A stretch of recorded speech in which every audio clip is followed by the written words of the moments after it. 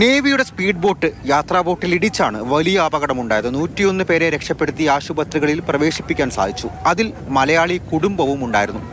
നവി മുംബൈയിലെ ജയൻപിട്ടി ആശുപത്രിയിൽ ചികിത്സയിലുണ്ടായിരുന്ന കുഞ്ഞാണ് നഴ്സുമാരോടും പോലീസിനോടും മാതാപിതാക്കളെ കാണാനില്ല എന്ന വിവരം അറിയിച്ചത്.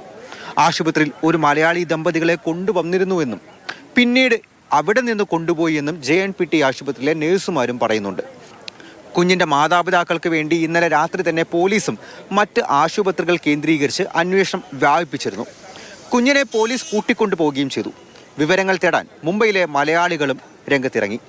പക്ഷേ ഇവർ മുംബൈയിൽ സ്ഥിരതാമസം ആക്കിയവരാണോ, കേരളത്തിൽ നിന്ന് എത്തിയ വിനോദസഞ്ചാരികളാണോ, ഏത് ജില്ലയിൽ നിന്നാണ് എന്നടക്കമുള്ള കാര്യങ്ങൾ അറിയില്ല എന്നത് വലിയ ആശങ്കയായി നിലനിന്നിരുന്നു. പോലീസ് സ്റ്റേഷൻ കേന്ദ്രീകരിച്ച് നടത്തിയ അന്വേഷണത്തിലാണ് കുട്ടിയെ രാത്രി തന്നെ അമ്മാവൻ കൂട്ടിക്കൊണ്ടുപോയി എന്ന വിവരം ലഭിച്ചത്. സാക്കിനാക്കിലെ വീട്ടിലേക്കാണ് കൊണ്ടുപോയത്. കുട്ടി രാത്രി തന്നെ മാതാപിതാക്കളുമായി വീഡിയോ കോളിൽ സംസാരിച്ചു. പത്തനംതിട്ട കൈപ്പട്ടൂർ സ്വദേശികളാണ് ദമ്പതികൾ. ബോട്ട് അപകടത്തിൽ നിന്ന് രക്ഷപ്പെട്ട ഇവർ ഇന്നലെ മുംബൈ ഡോക്ക് യാർഡിലാണ് എത്തിയത്. അപകടത്തിൽ മരണപ്പെട്ടവരിൽ നേവി ഉദ്യോഗസ്ഥരും ഉൾപ്പെടുന്നു. യാത്രാ ബോട്ടിൽ ഉണ്ടായിരുന്ന 9 പേർക്ക് പുറമെ നേവിയുടെ സ്പീഡ് ബോട്ടിൽ ഉണ്ടായിരുന്ന 4 പേരാണ് മരിച്ചത്. അപകടത്തിൽ നാവികസേനയും പോലീസും അന്വേഷണം നടത്തുന്നുണ്ട്. സ്പീഡ് ബോട്ട് ഓടിച്ച പരിക്കേറ്റ് ചികിത്സയിലുള്ള ആൾക്കെതിരെയും കേസ് രജിസ്റ്റർ ചെയ്തിരിക്കുകയാണ്. മാതൃഭൂമി ന്യൂസ്, ഡൽഹി.